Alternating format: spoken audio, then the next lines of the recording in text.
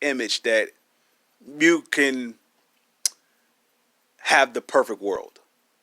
But every majority of the people that goes into Hollywood regret that they went to Hollywood, if they were to be honest. And for the ones that refuse to say that or don't acknowledge that or came to the truth of that is because they still buying into the system of it. They have to feed the system. It's like being high or getting high for the first time. You will never get that high. You will never sustain that high the second time around. So you have to elevate the amount of substance that you put in to try to get to that standard point. This is what being inside Hollywood does. This is what chasing money does. This is what chasing or having death inside of you or having fear inside of you or not humbling yourself to the truth. This is what it's caused to be. This is what it means to be cursed. You'll never have a moment's peace because there is no love. Person's like, well, I got love. I help out people. I do some. That's not love. That's just a good thing to do. Because if it was love, it doesn't dry out. It doesn't run out. You don't get it for a second and it leaves. That's the whole distinction between good and evil. Evil has to stay there. It has to disguise itself as love or that is good, but eventually it has to show itself.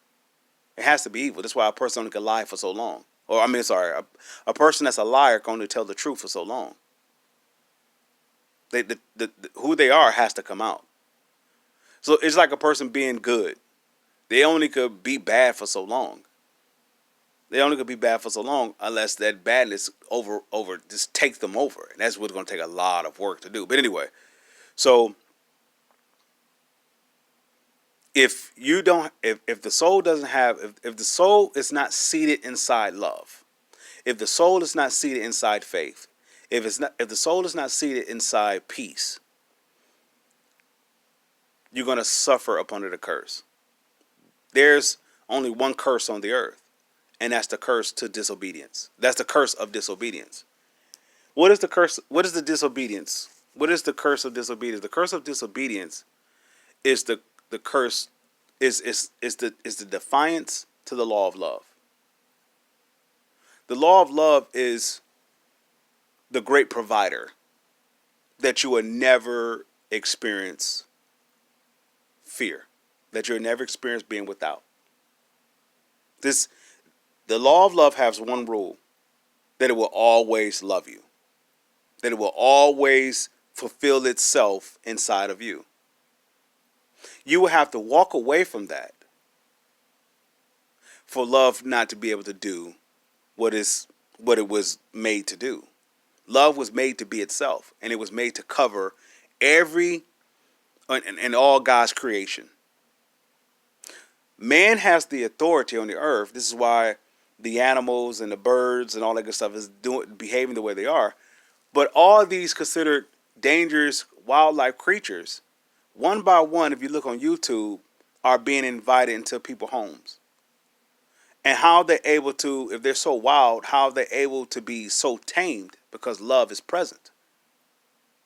Like I said, I'm not talking about, oh, I have a feeling to love. No, love is inside their soul. That animal is going to submit to that authority.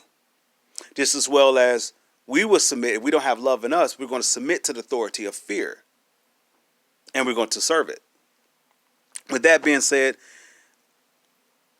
this is why a man can't see beauty in a woman. And this is why a woman can't see beauty in a man. And this is why we have this large epidemic that's covering the earth. Because a great deal of us is walking in the disobedience to the law of love. Jesus came to unify us. God only sent one. He didn't send 10,000 Jesuses. He sent one. God sent himself to unify us. It takes one to unify, but it would take 1,000 or more to start a war. When Jesus comes back the next time around, his spirit is on the earth, so we can receive him now. And for those that do receive him, they are one of his. Those that don't, they are opposing to him. They are an enemy to him. When he comes back the next time, he's coming back with an army. And he's coming back to destroy any and all things that's not subject or that's not submitted or in submission to the law of love. And those are worthy, rightfully so, for the lake of fire. Do you want to be in a place where there's no love in it? Most of us can say yeah, because we never experienced love. We never had our soul wiped off away from all the pain that we experienced. I'm a guy who, there's people who have been through far worse than what I've been through, but I've had my share of pain. And the only reason I'm saying this is to say as an example that my pain was wiped off of me. I have watched over 20 years of pornography. I have slept with countless women, and I have destroyed them in such a way. But I believe that God is restoring them in such a way, a lot of them, in a great, profound way. And I'm so grateful that He is. But anyway, I have done things have been done to me. If the Spirit inside of me if I allow the Spirit inside of me to destroy, I am going to destroy. So if I was molested, I am going to molest. If I was perversed, I'm going to be perverted.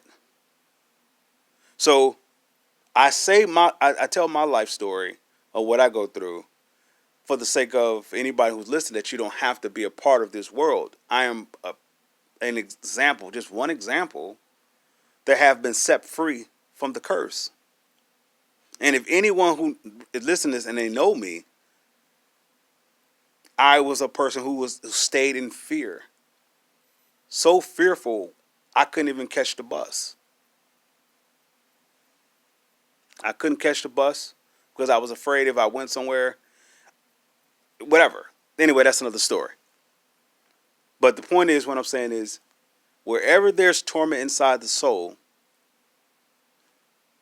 you are broken. And if a man is broken inside of him, he's going to find you. Now, you may not have been broken of your own. You may have inherited from your parents or whatever. Pain is going to find you because you are a magnet to pain. But if you are up under the sound of this voice and you are willing to give an invitation to Jesus to come into your life, He could separate you from this pain. I'm not talking about religion and customs and you praying 30 different times and you're doing all these different things. Praying, fasting, meditation on things of the Bible and all that, of the reading the Bible, all that is only good if love is allowed, or if love is inside, the source of love is inside of your soul. Other than that, it's like a fast is not a fasting unless you're praying. Otherwise, you're just dieting. This is the same thing goes with reading the Bible or going to church or praying. If love didn't come inside your soul, then you're not separated from the actual lie or the fear or the torment. You're not separated from that. So you're still suffering. But the love supposed to come in, and then once you do the praying, once you read the Bible, it all that waters the love that's inside of you, so it can grow the more. So whatever that you do, whatever that you say, whatever that you touch, will always be blessed, will always prosper for your good. All right, my people of faith, you are the blessed. Be the blessing. For every woman and every man, you have a choice. Your life right now is at the point of decision where your eternal life will be. Regardless if you believe me or not, where you are personally right now is an indication if what I'm saying is true or not. Truth has one point, and that's to set you free. If what I'm saying is truth, it will set your soul free from the pain and stuff that you're dealing with. If it's not the truth, you can wash your hands with it. It's no good to you. But the point of truth, of the point of any truth, is to set the soul free from the lie. The lie is the great fear. Fear is serving death because it all is around. It's all designed to separate any soul that it can get inside of from love. Be the blessing, people. Let's keep walking.